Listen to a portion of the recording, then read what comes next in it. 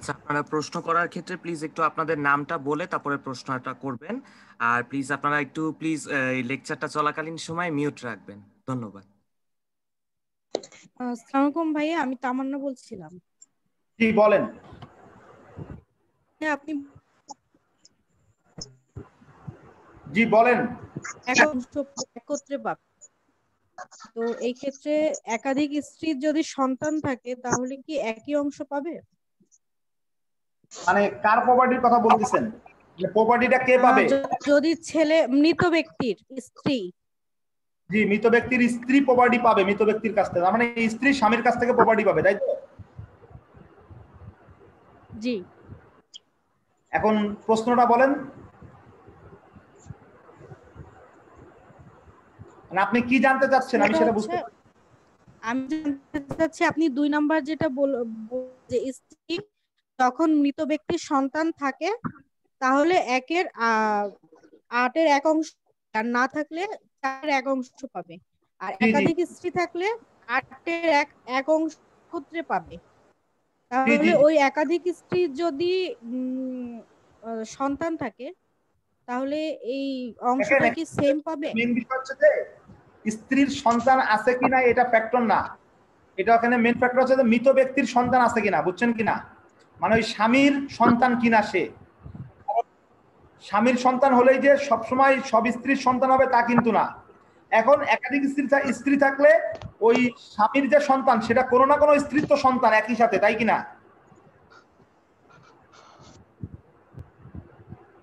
আপনি কি আমার কথা বুঝতে পারতেছেন?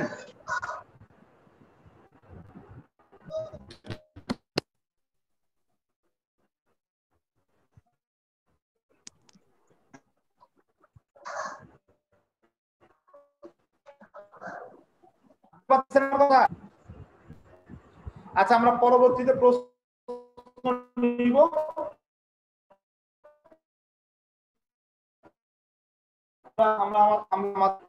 যাই, আমরা 2টা অবস্থা অলরেডি পড়ে ফেলছি, তারপর আমি সেই 2টা অবস্থা আবারও বলতেছি। সেটা হচ্ছে 2 নাম্বার অবস্থাটা বলেন। মা পাবে হচ্ছে 1/3।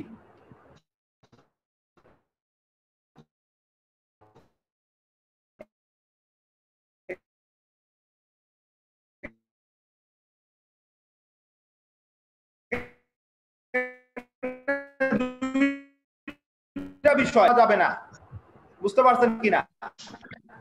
যদি মৃত ব্যক্তির ভাই বোন যদি একজন থাকে, তার মানে হয় ভাই একজন অথবা বোন একজন, এরকম যদি সিচুয়েশন হয় তাহলে সেই ক্ষেত্রে মা পাবে হচ্ছে 1/3। বুঝতে পারছেন? আচ্ছা, তাহলে আমরা 1 নম্বর পয়েন্ট এবং 2 নম্বর পয়েন্ট বুঝতে পারছি। 1 নম্বর পয়েন্ট এবং 2 নম্বর পয়েন্ট আমরা বুঝতে পারছি।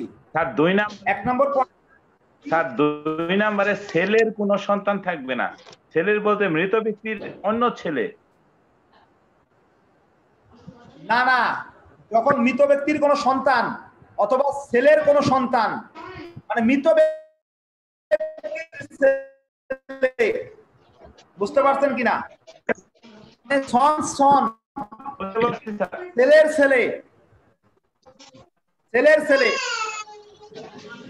মৃত ব্যক্তির কোনো ছেলে থাকবে না, আবার সেই ছেলেরও কোনো ছেলে থাকবে না। বুঝতে পারছি। বুঝছেন কিনা? মানে ডাবল স্টেপ যাবে, ডাবল স্টেপ।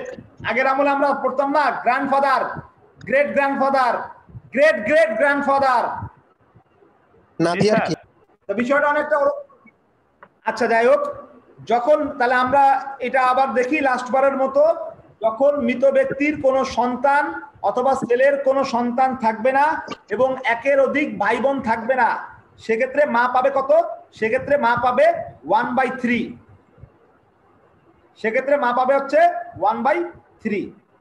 আচ্ছা, মায়ের 3 নম্বর পয়েন্টে চলে আসি আমরা। 3 নম্বর পয়েন্টটা, মায়ের শেষ অবস্থানের নাম হচ্ছে উমরাতিয়ান নীতি।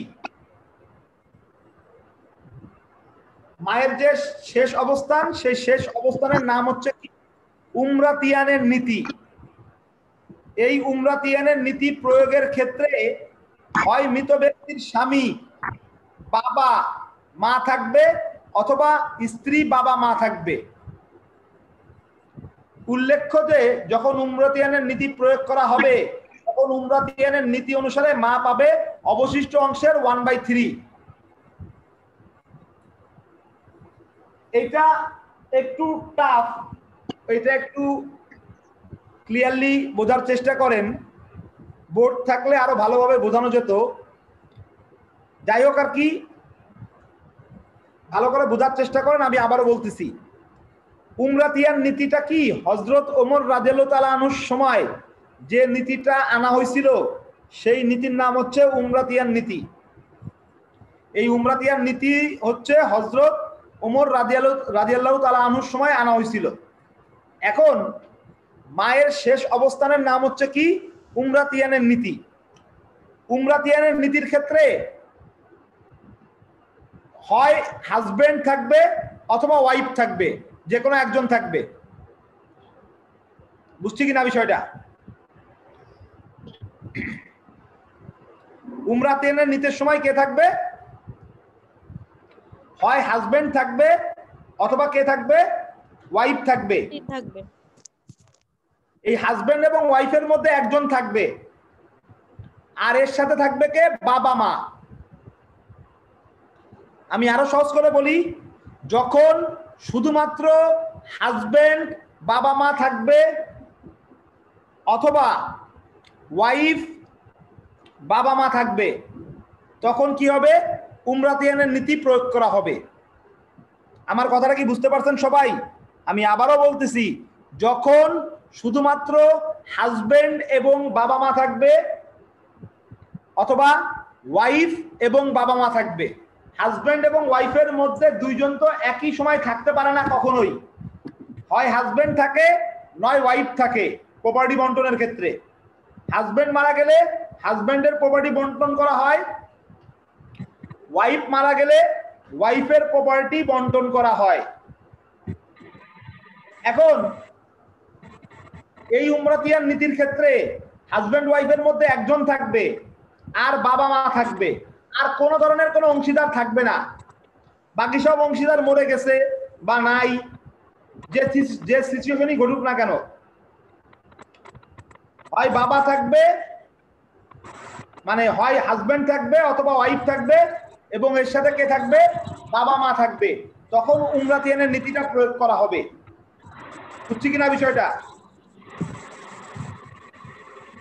এবং এই উমরাতিয়ান অনুসারে মা পাবে অবশিষ্ট অংশের 1/3। এই উমরাতিয়ান নীতি অনুসারে মা পাবে অবশিষ্ট অংশের কত? অবশিষ্ট অংশের 1/3। বুঝতে পারছেন কিনা বিষয়টা? আচ্ছা, যদি খাতা কলম থাকে কারোর কাছে, যদি আপনাদের কাছে খাতা কলম থাকে তাহলে খাতা কলম রেডি করেন। উমরাতিয়ানটা আমি বলতেছি, আপনারা একটু করেন, তাহলে দেখবেন যে ইজি লাগবে বা বুঝতে পারবেন।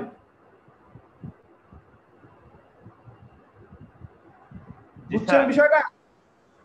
জি স্যার। হ্যাঁ, খাতা কলম দেন একটু, তাহলে ক্লিয়ার হবে। মোট সম্পত্তি ধরি আমরা কত? 1। মোট সম্পত্তি ধরি কত আমরা? 1। আচ্ছা, এখন লেখেন যে মৃত ব্যক্তির স্বামী আছে, বাবা আছে আর মা আছে। লিখছেন? জি স্যার। আচ্ছা, ভেরি গুড। এখন এই স্বামী কতটুকু প্রপার্টি পাবে বলেন তো? এই যাবৎকাল যা পড়াশোনা করছি সেটার উপরে বলেন, স্বামী কতটুকু প্রপার্টি পাবে? 1/6 স্যার। 1/4। কোন আমলে পড়লাম ভাই? স্বামী 4/1 স্যার। 4/1 পাবে না? এখানে পাবে 2/1। তার স্বামী পাবে অর্ধেক, কারণ অন্য কেউ থাকবে না। মৃত ব্যক্তির কে কে আছে? খালি বাবা মা কেউ নাই, এই জন্য আবার এটা হবে। মৃত ব্যক্তির কে কে আছে? স্বামী, বাবা আর মা, তাই কিনা? জি স্যার। মৃত ব্যক্তির যদি শুধু স্বামী, বাবা আর মা থাকে তাহলে স্বামী কতটুকু প্রপার্টি পাবে ভাই? অর্ধেক স্যার। স্বামী পাবে হচ্ছে হাফ। এই দেখেন স্ক্রিনে দেখেন, যখন মৃত ব্যক্তির সন্তান থাকবে তখন স্বামী পাবে 1/4। মৃত ব্যক্তির কি সন্তান আছে এখানে? না স্যার। মৃত ব্যক্তির সন্তান নাই, তাহলে সেক্ষেত্রে সন্তান না থাকলে স্বামী পাবে কত? 2/1 হাফ পাবে। আপনারা আরো ভালো হয় যে মেসেঞ্জারে যদি লেখেন কথাগুলো, একসাথে সবাই কথা বলতে গেলে কিছুই বুঝতে পারি না। আচ্ছা, এখন আমরা আসল জায়গায় আসি। তাহলে স্বামীকে আমরা হাফ দিয়ে দিই। স্বামীকে হাফ দিছি কিনা?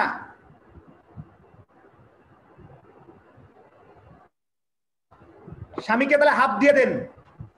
আচ্ছা, স্বামীকে হাফ দিচ্ছেন, ভেরি গুড, একজন লিখছে এখানে। আচ্ছা, স্বামীকে হাফ দিচ্ছেন। এখন বাকি আছে কে কে? বাবা আর মা বাকি আছে না? জি স্যার।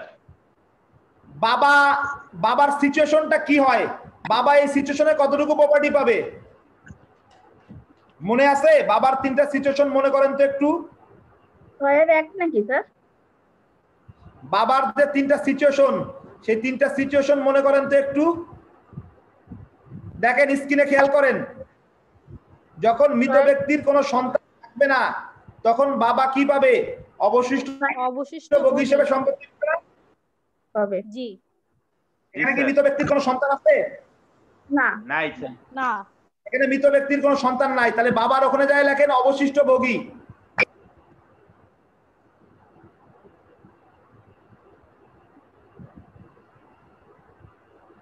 লিখছেন কিনা? স্যার লিখেছি। আচ্ছা, একজন স্ক্রিনে লিখলে একটু ভালো হয় আর কি, মানে অঙ্কটা স্ক্রিনে একটু আমার ডিরেকশন অনুসারে স্ক্রিনে লিখলে ভালো হয়। আচ্ছা, তাহলে বাবার ওখানে যদি অবশিষ্ট অংশ লেখেন, তাহলে এখন আপনারা এই যে বাবা অবশিষ্ট ভোগী, এখন মা কতটুকু প্রপার্টি পাবে? মারটা লেখেন। 6/1 আন্দাজে কথা বলেন কেন? মারটা আগে লেখেন। মা পাবে হচ্ছে অবশিষ্ট অংশের 1/3। মার সিচুয়েশনে আসেন, মার সিচুয়েশনে আসেন। আচ্ছা, লেখেন স্ক্রিনে একটু লেখেন যে অবশিষ্ট অংশের 1/3, তারপর আমি বুঝাচ্ছি বিষয়টা। মারটা লেখেন অবশিষ্ট অংশের 1/3।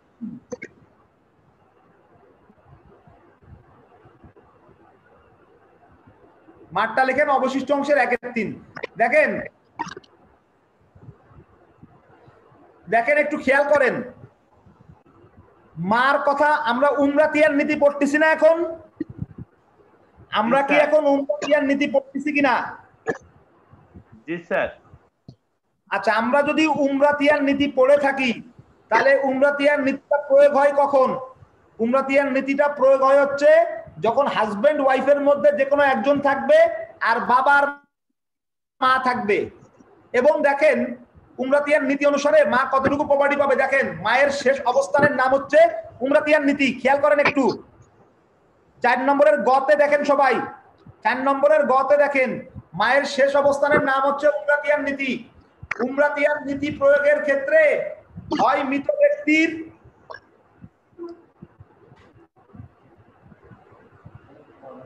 মৃত ব্যক্তির স্বামী বাবা মা থাকবে অথবা স্ত্রী বাবা মা থাকবে, তাই কিনা?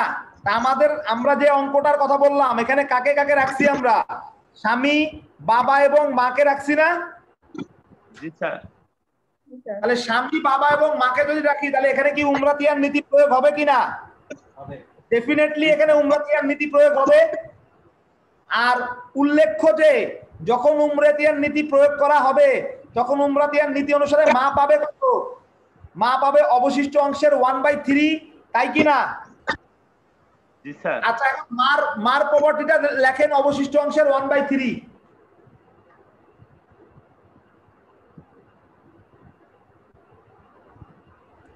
মার প্রপার্টি লেখেন অবশিষ্ট অংশের 1/3। এতটুকু কি বুঝতে পারছেন সবাই? জি স্যার। জি ভাইয়া। আচ্ছা, এখন আমি বলি এই যে উমরাতিয়ার নীতিটা, এই উমরাতিয়ার নীতিটা কেন আনা হলো জানেন? এই উমরাতিয়ার নীতি আনার যে থিওরিটা, সেটা হচ্ছে যে পুরুষরা পাবে 2 ভাগ আর মহিলারা পাবে কত ভাগ? 1 ভাগ, তাই কিনা? জি স্যার। এখন যদি উমরাতিয়ার নীতি না আনা হতো তাহলে মাকে আমরা কতটুকু দিতাম? মাকে আমরা 1/3 প্রপার্টি দিতাম না? জি স্যার। যদি উমরাতিয়ার নীতি এখানে না আনা হতো তাহলে মাকে আমরা কি করতাম? মাকে আমরা 1/3 প্রপার্টি দিতাম না? মাকে তখন আমরা কি করতাম? 1/3 প্রপার্টি দিতাম। আর মাকে যখন আমরা 1/3 প্রপার্টি দিতাম তখন বাবা পেত হচ্ছে 1/6। তখন বাবা পেত কি? 1/6। এবং বাবা 1/6 পেলে তখন মা বেশি পেত না বাবা বেশি পেত? 1/6 বড় না 1/3 বড়? 1/3 বড়। 1/3। 1/3 বড়। এখন যদি উমরাতিয়ানের নীতি প্রয়োগ না করা হতো তাহলে মা বেশি পেয়ে যেত না সম্পত্তি? জি স্যার। কিন্তু আমাদের কোরআনিক যে রুলটা, সেই রুলটা বেসিক রুল কি? ছেলেরা 2 ভাগ পাবে আর মেয়েরা 1 ভাগ পাবে, এটা আমাদের বেসিক রুল কিনা? জি স্যার। এই জন্য হযরত ওমর রাদিয়াল্লাহু তাআলা আনহু উনি এই নীতিটা প্রবর্তন করলেন যে যখন স্বামী বাবা মা অথবা স্ত্রী বাবা মা থাকবে তখন মা পাবে অবশিষ্ট অংশের 1/3। কিন্তু উমরাতিয়ার নীতির আগ পর্যন্ত মাকে দেওয়া হতো কত? মাকে দেওয়া হতো 1/3। এখন মাকে যদি 1/3 দেওয়া হতো, মাকে যখন 1/3 দেওয়া হতো তখন কিন্তু মা বাবার থেকে ডাবল পেয়ে যেত। বুঝতে পারছেন কিনা বিষয়টা? কিন্তু মাকে যখন অবশিষ্ট অংশের 1/3 দিবেন, অবশিষ্ট অংশের 1/3 দিবেন তখন মা পাবে কত?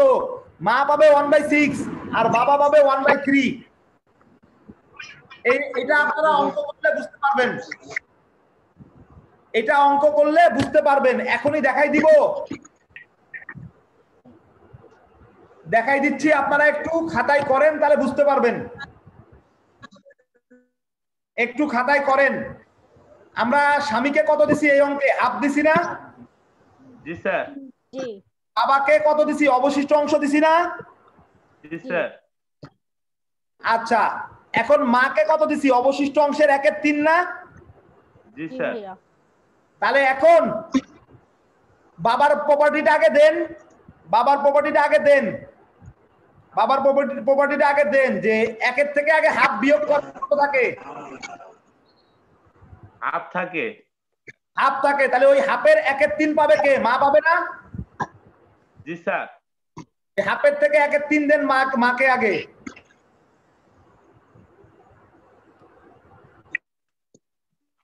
হাফের থেকে 1/3 দিলে 1/3 দিলে হয় হাফের থেকে 1/3 দিলে কত হবে? 1/6 হবে। 6।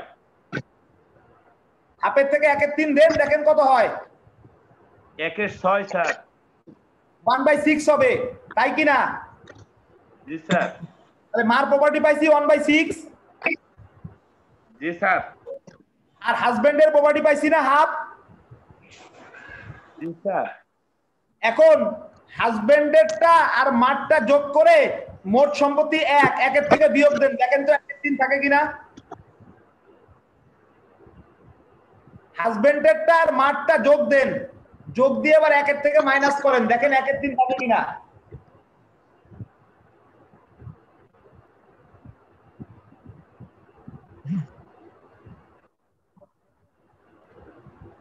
এটা একটু যোগ দেন সবাই। হাজবেন্ডের হাফ আর মারটা বের করছি আমরা কত? 1/6। হাফ প্লাস 1/6 যোগ করে 1 থেকে সেটাকে বাদ দেন।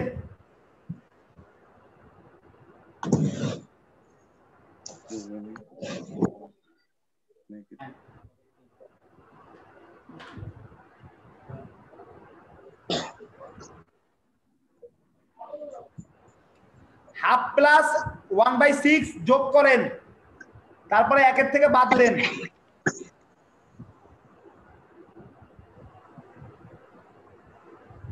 হ্যাঁ স্যার 1/3 থাকছে। 1/3 থাকতেছে। আচ্ছা, তাহলে এখন কি মাঠটা ডাবল হয়েছে বাবারটার থেকে? হ্যাঁ বুঝতে পারছেন? তাহলে এইটা হচ্ছে উমরাতিয়ার নীতি। পরবর্তীতে আরো ভালো বুঝবেন যখন আপনারা অঙ্কে যাবেন বা অঙ্ক করবেন। অঙ্ক তো আর অনলাইন ক্লাসে তো আর অঙ্ক বোঝানো সম্ভব না। যখন অঙ্ক করবেন পরবর্তীতে তখন আপনারা দেখবেন যে অনেক ইজি এই বিষয়গুলো। আচ্ছা, আমরা কন্যাতে চলে যাই।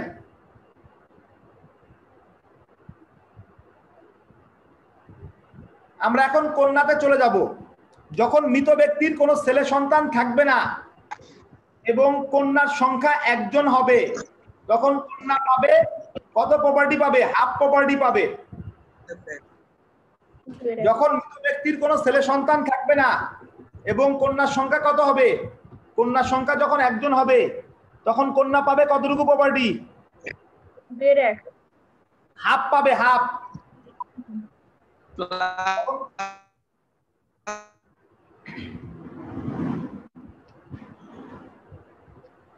তখন কন্যা কতটুকু প্রপার্টি পাবে?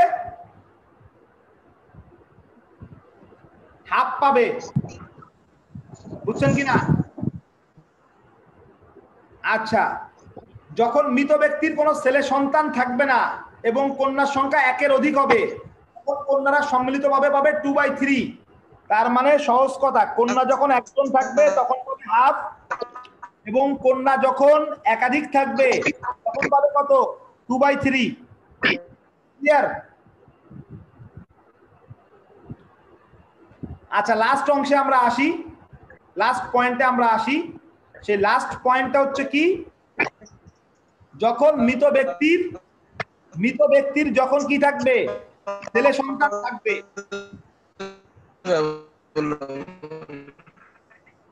মৃত ব্যক্তির যখন ছেলে সন্তান থাকবে তখন কি হবে? তখন ওই ছেলে এবং কন্যা 2:1 থিওরিতে যাবে। বুঝছেন কিনা বিষয়টা?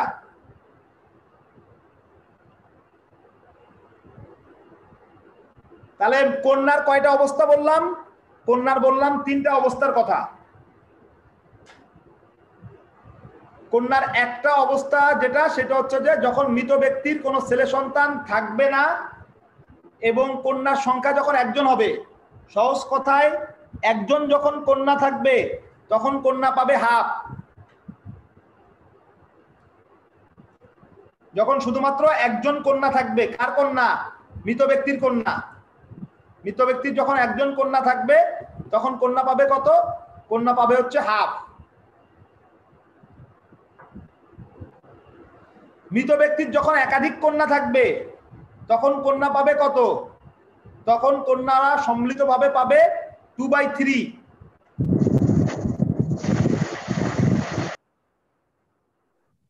আর মৃত ব্যক্তির যখন ছেলে সন্তান থাকবে এবং কন্যা সন্তান থাকবে, ছেলে সন্তানও থাকবে এবং কন্যা সন্তানও থাকবে, তখন তারা প্রপার্টি পাবে কোন থিওরি অনুসারে? 2:1 থিওরি। তার মানে কন্যা পাবে কয় ভাগ?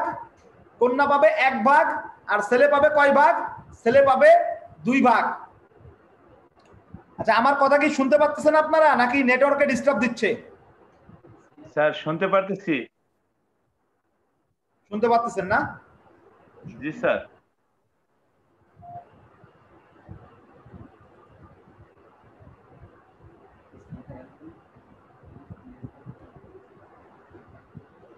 আচ্ছা, এখন তাহলে কন্যার সিচুয়েশনটা আমরা বুঝলাম। কন্যার সিচুয়েশনটা আমরা বুঝলাম। এরপরে আমরা সহোদর বোনেরটা দেখব। বুঝতে পারছি কিনা? কন্যার সিচুয়েশনটা দেখলাম, এখন আমরা সহোদর বোনের সিচুয়েশনটা দেখব। আচ্ছা, বা অন্য একটা সিচুয়েশন দেখব। তাহলে এখন আমরা যে প্রথম যে 5টা পড়লাম, প্রথম যে 5টা শেয়ারার আমরা পড়লাম, এই 5টা শেয়ারার কখনোই কারোর দ্বারা কি হবে না? বঞ্চিত হবে না।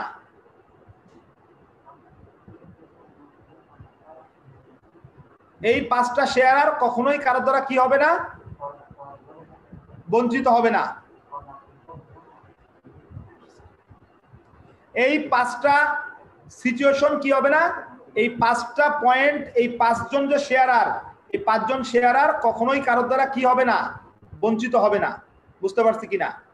এই যে আমাদের স্ক্রিনেও চলে আসছে এখন, যখন মৃত ব্যক্তির ছেলে সন্তান, স্ক্রিন লাফালাফি করতেছে, যাই হোক, যখন মৃত ব্যক্তির ছেলে সন্তান থাকবে, সেই ক্ষেত্রে পুত্র ও কন্যা অবশিষ্ট অংশে 2:1 আনুপাতিক হারে সম্পত্তি পাবে। তার মানে যখন মৃত ব্যক্তির পুত্র সন্তান থাকবে, তখন সবাইকে সম্পত্তি দেওয়ার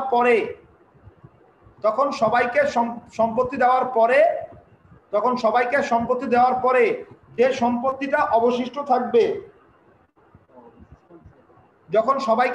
সবাইকে সম্পত্তি দেওয়ার পরে যে সম্পত্তিটা কি থাকবে, যে সম্পত্তিটা অবশিষ্ট থাকবে, সেই অবশিষ্ট অংশের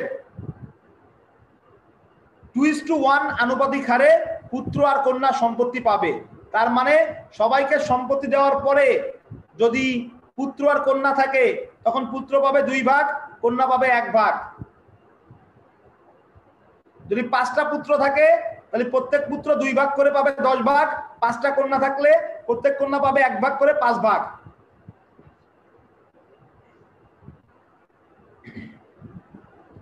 একটু এখানে খেয়াল করেন, বিদ্রোহ উপরে উল্লেখিত 5 জন অংশীদারকে প্রাথমিক অংশীদার হিসেবে গণ্য করা হয় এবং এই 5 জন অংশীদার কখনোই কারোর দ্বারা বঞ্চিত হবে না। কিন্তু এখন যে 7 জন অংশীদারের সম্পত্তি বর্ণনা দেওয়া হবে, তারা বিভিন্ন সময় বিভিন্ন পরিস্থিতিতে আংশিক বা সম্পূর্ণরূপে বঞ্চিত হতে পারে। তার মানে এখন আমরা যে 7 জনের বিষয় নিয়ে আলোচনা করব, যে 7 জন অংশীদারের বিষয় নিয়ে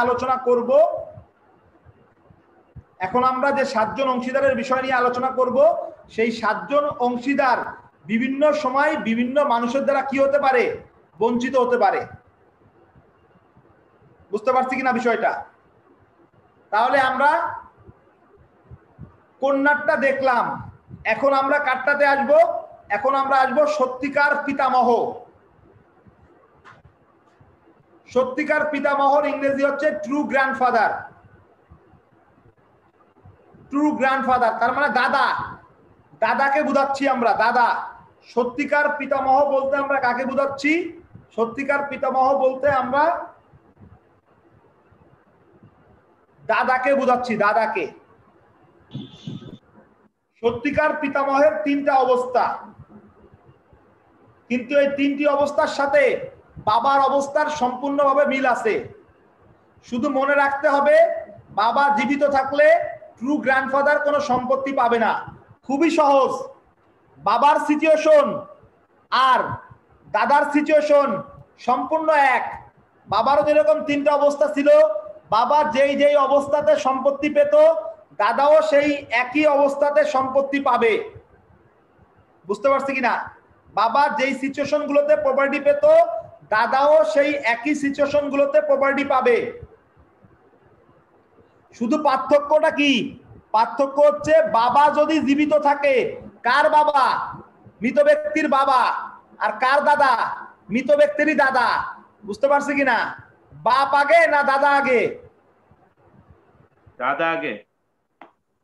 আরে ভাই, দাদা কিভাবে আগে হয়? মানে আপনার বাবা আপনার কাছে বেশি প্রিয় হবে না দাদা আপনার কাছে বেশি প্রিয় হবে?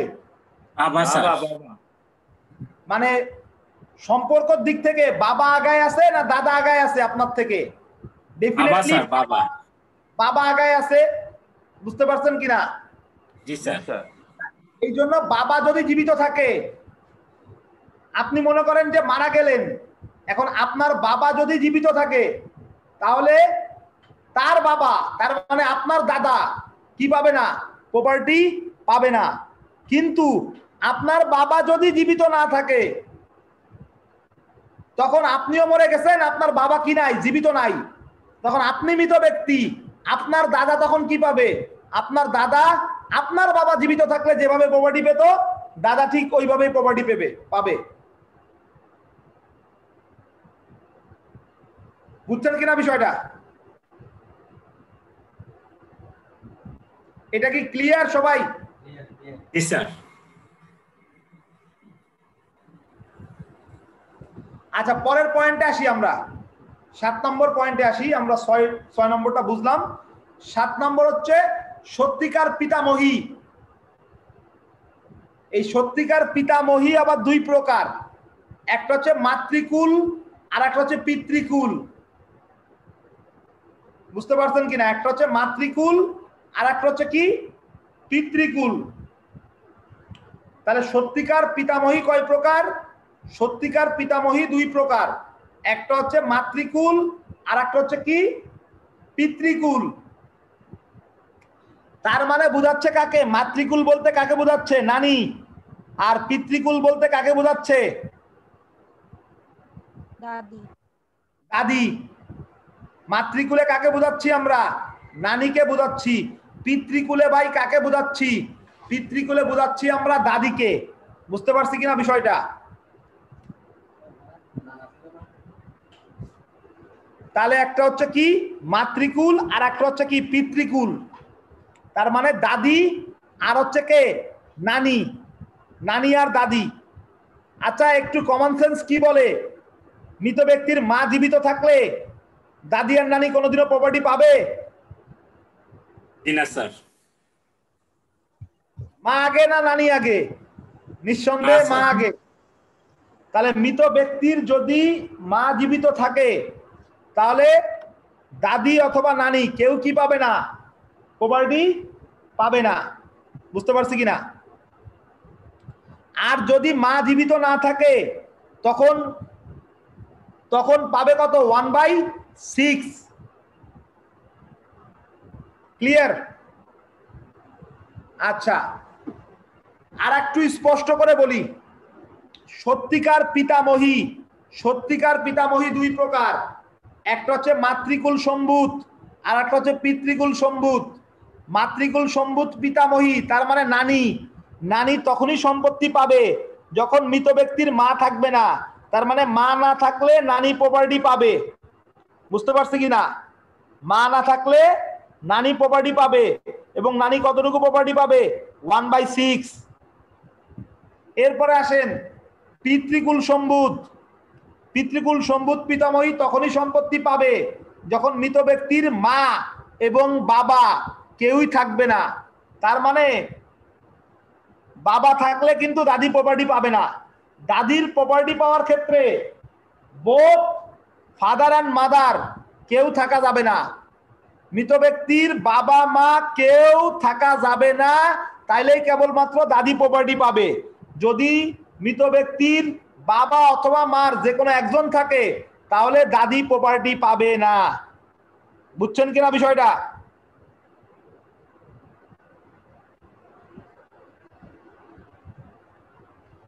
এটা কি ক্লিয়ার সবার কাছে? যত সামনের দিকে যাব তত বেশি মাথার মধ্যে প্যাচ লাগবে। আপনাদেরকে এই লেকচার শিটটা দিয়ে দেওয়া হবে, সমস্যার কোনো কারণ নাই, আপনারা এটা করতে পারবেন, পরবর্তীতে পড়ার সুযোগ পাবেন।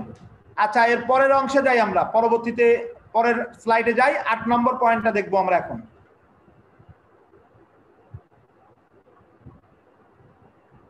সত্যিকার পিতামহী আমরা দেখলাম এবং সত্যিকার পিতামহীতে আমরা দেখলাম যে দুই প্রকার, মাতৃকুল সম্ভূত, পিতৃকুল সম্ভূত।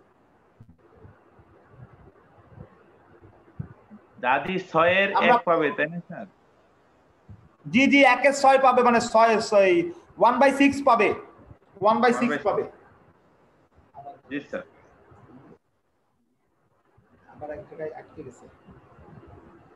আচ্ছা, আমরা 7 নম্বর পয়েন্টটা দেখলাম, আমরা এখন 8 নম্বর পয়েন্টে যাব। একটু 8 নম্বর পয়েন্টে আসেন, তাহলে মোটামুটি বুঝতে পারবেন আরো ভালো। 8 নম্বর পয়েন্টে সহোদর বোন বা পূর্ণ ভগিনী। সহোদর বোন মানে খাঁটি বাংলায় যেটা বলা হচ্ছে আপন বোন। সহোদর বোন বলতে বোঝাচ্ছে কি খাঁটি বাংলায় যেটা? আপন বোন। বুঝতে পারছি কিনা? সহোদর বোন বলতে আমরা বোঝাচ্ছি কাকে? আপন বোনকে বোঝাচ্ছি। আচ্ছা, যখন সহোদর বোন একজন থাকবে, কার সহোদর বোন এটা ভাই? এটা কার সহোদর বোনের কথা বলতেছি আমি? মৃত ব্যক্তি। Very good. সবাই তালে চলে আইছেন মোটামুটি। মৃত ব্যক্তির সহোদর বোনের কথা বলতেছি। এই মৃত ব্যক্তির সহোদর বোন যদি একজন থাকে তাহলে সহোদর বোন হাফ পাবে। কিন্তু কথা আছে কিন্তু ভাই, কে কে থাকা যাবে না দেখেন তো একটু। এবং এর পরের লাইন থেকে দেখেন, মৃত ব্যক্তির কোনো সন্তান, সন্তানের ছেলে, বাবা, দাদা এবং ভাই থাকবে না। এটি মুখস্থ করবেন পরবর্তীতে। যদি এদের কেউ থাকে তাহলে কি সহোদর বোন হাফ প্রপার্টি পাবে কোনোদিনও? না স্যার, পাবে না। তাহলে সহোদর বোন একজন থাকলে হাফ পাবে। আমি আগেই তো বলে নিছি কোরআনিক শেয়ারার 12 জন। এই 12 জন শেয়ারারের মধ্যে 5 জন হচ্ছে আপনার কি প্রাইমারি শেয়ারার। যে 5 জন প্রাইমারি শেয়ারার, সেই 5 জন তো কখনোই কারোর দ্বারা কি হবে না, বঞ্চিত হবে না। এই 5 জন প্রাইমারি শেয়ারার তারা কখনোই কারোর দ্বারা বঞ্চিত হবে না। কিন্তু এখন যাদেরটা আমরা পড়তেছি তারা কি বিভিন্ন সময় বিভিন্ন মানুষের দ্বারা বঞ্চিত হচ্ছে না? জি স্যার, জি হচ্ছে কি না? তাহলে এই যে সহোদর বোন বা পূর্ণ ভগিনী, এর অবস্থাটা 3টা বললাম। এই 3টার মধ্যে যখন সহোদর বোন একজন থাকবে তখন সে হাফ পাবে। কিন্তু সহোদর বোন কি বঞ্চিত হচ্ছে না? যদি মৃত ব্যক্তির সন্তান থাকে তাহলে কিন্তু সহোদর বোন কি হয়ে যাবে, বঞ্চিত হয়ে যাবে। যদি মৃত ব্যক্তির সন্তানের ছেলে থাকে তাহলে সহোদর বোন কি হয়ে যাবে, বঞ্চিত হয়ে যাবে। যদি মৃত ব্যক্তির বাবা থাকে তাহলেও সহোদর বোন কি হয়ে যাবে, বঞ্চিত হয়ে যাবে। যদি মৃত ব্যক্তির দাদা থাকে তাও সহোদর বোন কি হবে, বঞ্চিত হয়ে যাবে। মৃত ব্যক্তির যদি ভাই থাকে তাহলে সহোদর বোন পরিপূর্ণভাবে বঞ্চিত হবে না, অবশিষ্ট বগিতে যাবে। সেটা আমরা 3 নম্বর পয়েন্টে যাই পড়বো। বুঝতে পারছি কিনা বিষয়টা? 8-এর খতে আসেন। যখন সহোদর বোন একের অধিক থাকবে এবং মৃত ব্যক্তির কোনো সন্তান, সন্তানের ছেলে, বাবা, দাদা এবং ভাই থাকবে না, তখন বোন পাবে 2/3। দেখেন ক নম্বর পয়েন্ট আর খ নম্বর পয়েন্ট, এই 2 পয়েন্টের মধ্যে ভাই কোনো পার্থক্য নাই। ক নম্বর পয়েন্ট এবং খ নম্বর পয়েন্ট, এই 2 পয়েন্টের মধ্যে কি নাই ভাই, কোনো পার্থক্য নাই। কি পার্থক্য আছে বলেন তো? খালি বোন একের অধিক। একের অধিক। এই তো ধরতে পারছেন। খতে হচ্ছে একের অধিক বোন আর কতে হচ্ছে একজন বোন। কতে যাদের দ্বারা সে বঞ্চিত হতো, খতেও কিন্তু সে তাদের দ্বারাই বঞ্চিত হবে। কিন্তু কতে একজন থাকলে হাফ আর খতে হচ্ছে একের অধিক থাকলে 2/3। কিন্তু যাদের